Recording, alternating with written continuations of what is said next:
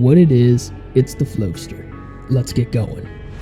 Welcome to another money making guide. This one is suited toward lower level players, and this guide has pretty low level requirements. So even if you're just starting out, there should be something in here to help you get to those higher levels to make even more cash flow. Let's begin! Alright, so starting off with the lowest amount of cash per hour, we've got collecting red spider eggs in the wilderness. Let's go ahead and go over the setup. This is in the ookity spookity low level wilderness, so don't bring your cash stack with you. Best setup here is going to be 2 weight reducing items. So here we have Spider Cape and Boots of Lightness, as well as a charged Amulet of Glory. So in the bank, you'll probably want roughly 5 glories. You'll also want to have a 1-dose stamina potion for the start of your run. And then the last thing you'll need is actually a looting bag in order to maximize profit. If you need a looting bag, you can spank some Chaos Druids for a pretty good chance at one. The rate is a 1 in 11, so it won't take you that long at all to go ahead and snag one of these up. One more thing here actually, on your looting bag, you're going to want to click on settings, and you're always going to want to store as many as possible since we're always just going to be collecting red spider eggs.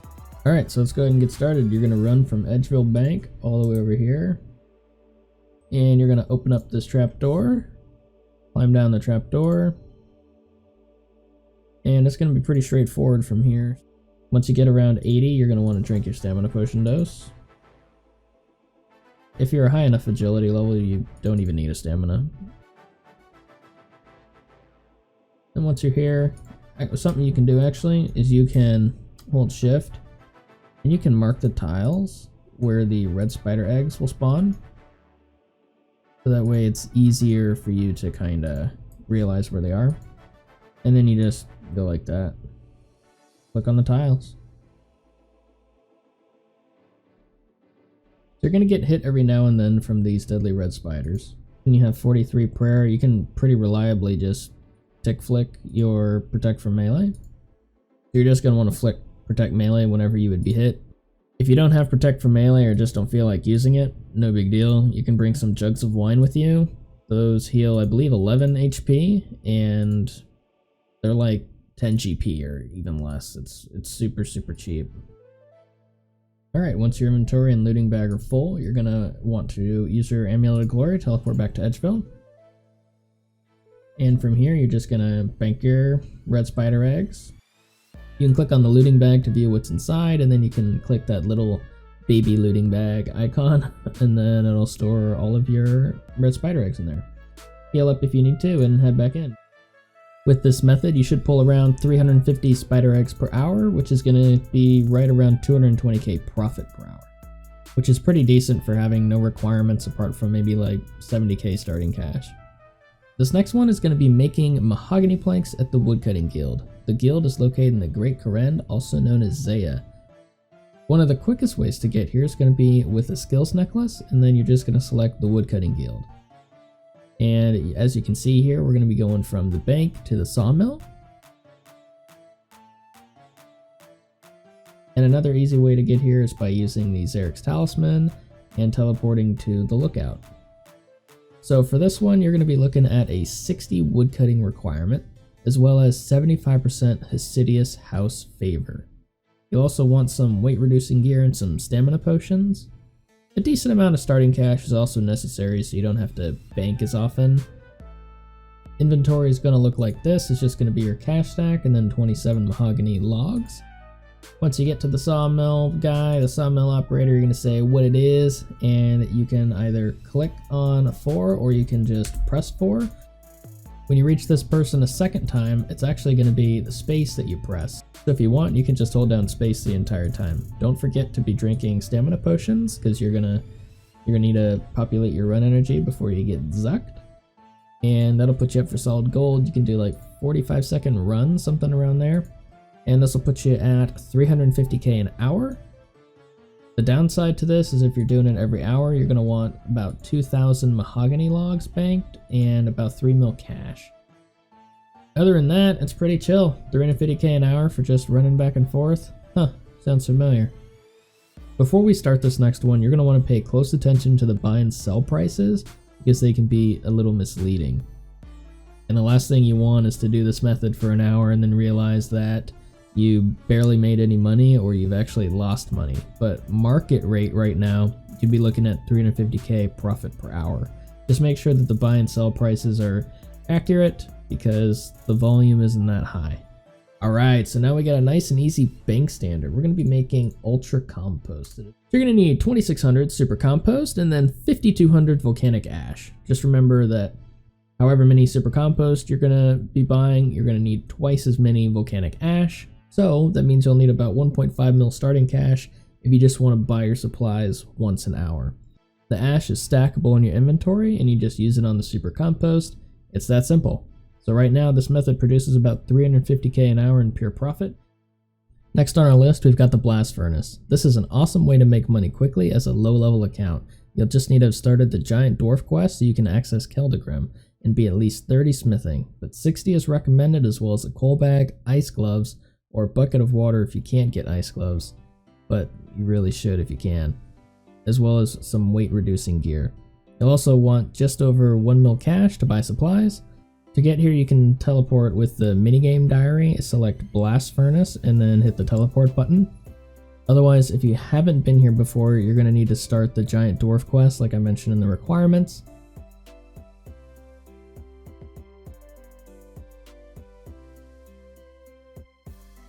Take a boat, and from here you can just make your way to this section and go down the ladder. Before heading to Keldagrim, buy 5k iron ore and 5k coal to last you an hour's worth. You'll also want 9 stamina potions and 72k cash if you're above 60 smithing. Otherwise, if you're below 60 smithing, you'll want 87k cash because you need to pay that foreman the 2.5k every 10 minutes. The only difference between 60 smithing and 30 smithing for this method is that if you're below 60 smithing, you're going to have to pay the foreman here 2.5k every 10 minutes. Otherwise, you're going to be making the same amount of money per hour, which is about 800k per hour. Now, but that's with a coal bag. If you don't have a coal bag, you're going to be looking at about half that, at around 400k profit per hour. So to actually get started with the method, you're going to need to use the coffer, and you're going to deposit the 72k, and this will last you 1 hour. Looks like I already have some money in here. And then if you're below that 60 smithing, you're going to want to pay this foreman here, and he'll take the 2.5k every 10 minutes. So after you've paid the proper price that you need, you're going to come over here, and now you're going to start getting your inventory ready to go. So coal bag, highly recommended, pays for itself super quick. So honestly, get out of the way if you're going to do this for any sort of period of time for longer than a couple hours. Just fill from here, then it loads up. So you don't even need to put the coal in your inventory. So you can just leave the coal in your bank when you right click fill, and you're going to be set.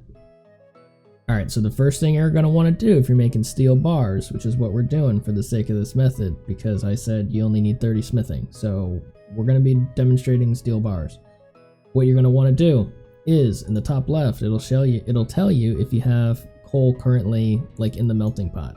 You're going to want to put a bunch of coal in this melting pot, because if you don't, you're going to get something unexpected. So boom, we just dumped 2 inventories worth of coal into the melting pot, and at this point we're good to go. We're ready to proceed. If you do not put the coal in there first, then when you deposit your iron, you're actually just going to be making iron bars, which is not what you want. You can make iron bars if you're below 30 smithing. If you're in between 15 and 30, then iron bars is fine. Obviously you don't need a coal bag, and you'll make probably around 350k an hour or something like that. Okay, so for demonstration purposes, if you're trying to do this method fast, this is probably one of the best ways to do it. You got your coal bag here, you're going to right click fill. I'm going to go slow for the demonstration, and then you'll see how quickly it can be done. Then the furthest one to you have iron ore, because obviously you're filling your coal by right clicking it, so you don't even need to worry about the placement of this. And then below it, you've got 1 dose staminas for whenever you need to re-up your run energy. So right now, to exit the bank interface, really you have 3 options. You can either just click on the minimap here like that and automatically journey. That's probably the best in this scenario. But obviously if you're a bank standing and just doing crafting or something like I was earlier with battle stabs, you could press escape on your keyboard, or you could actually just press your prayer. And this also works if you're at 0 prayer points. Something else that you can do to help out, because you don't actually need to click on the coal at all, you can just completely remove it from this section so you don't accidentally click on it. So now we're going to do a couple dry runs so you can get a feel for how fast you'll be able to do these once you get familiar with it. So let's go ahead and get started.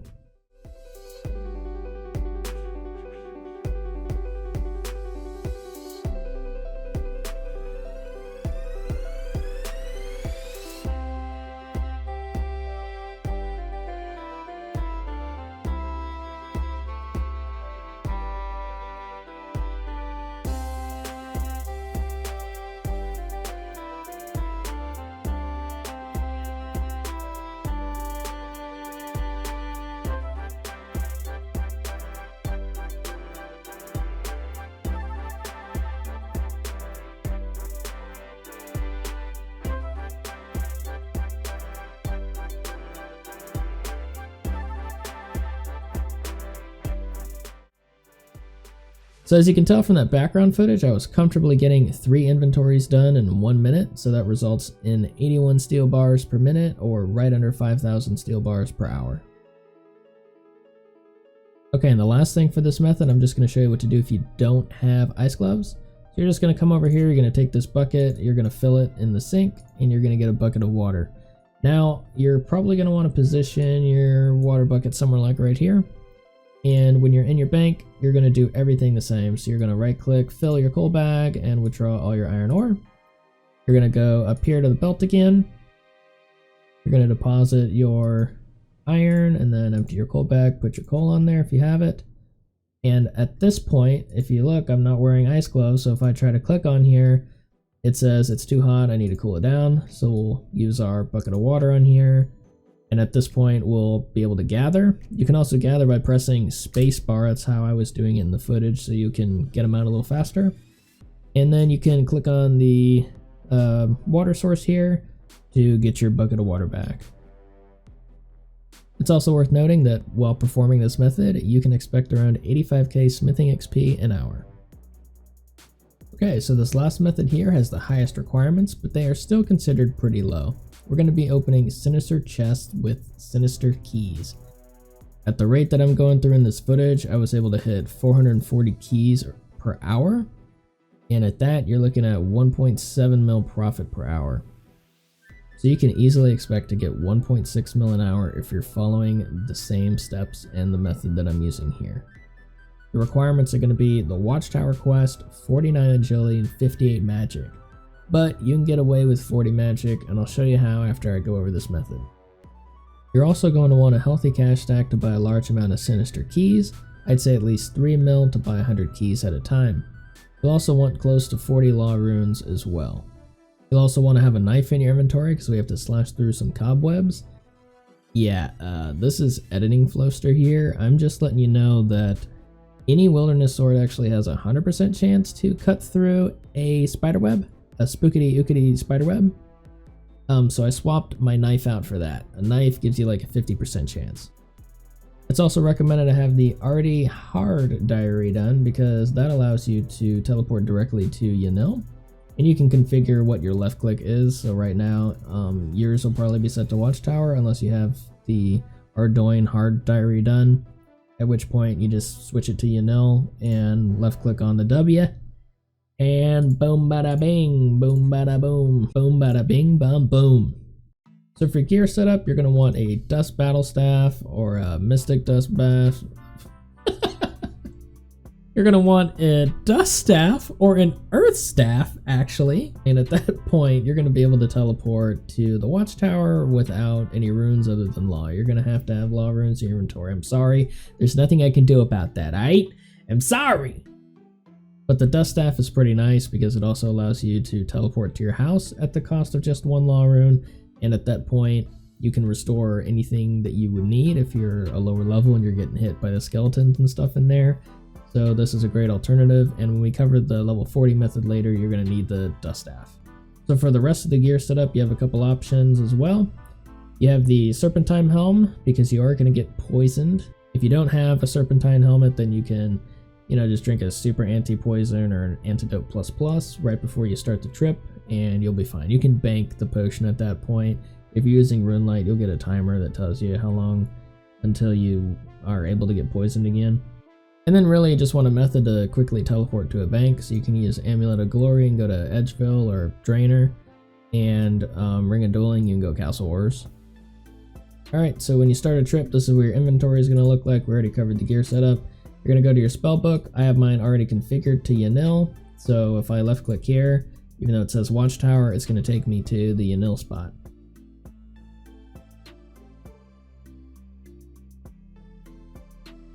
So this is the path that you take.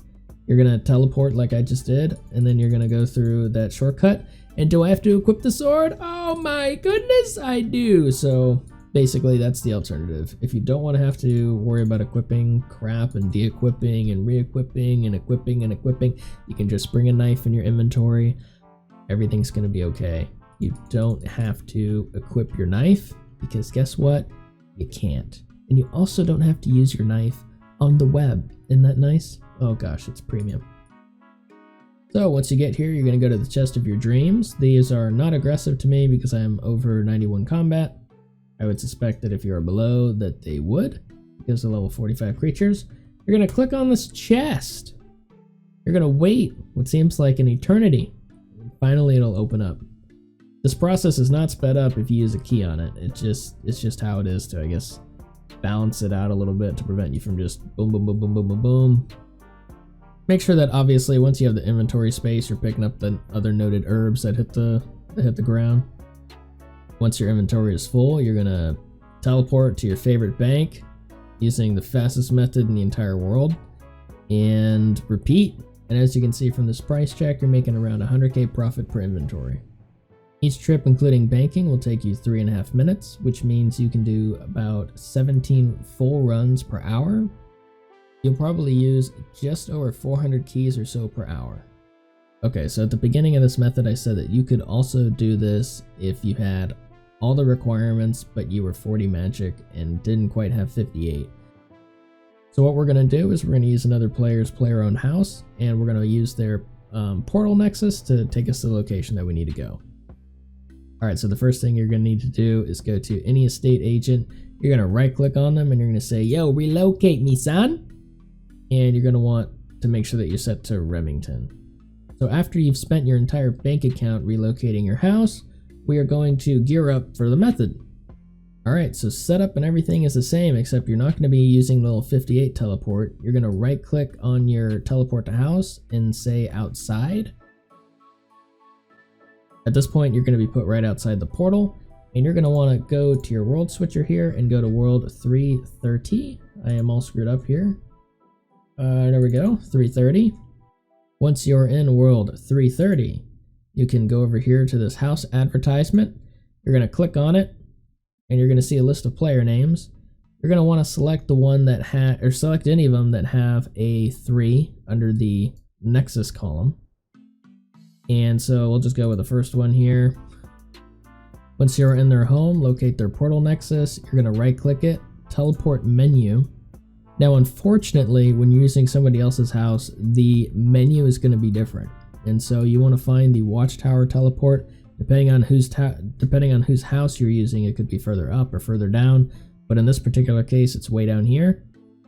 You want to use Yanil if you can, but it probably won't let you unless you have the hard Ardoin diary done. But see if it'll let you anyway.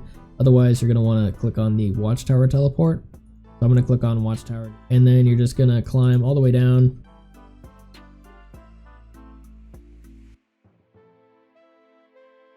The rest of the run will proceed the same. It's really not that different at all.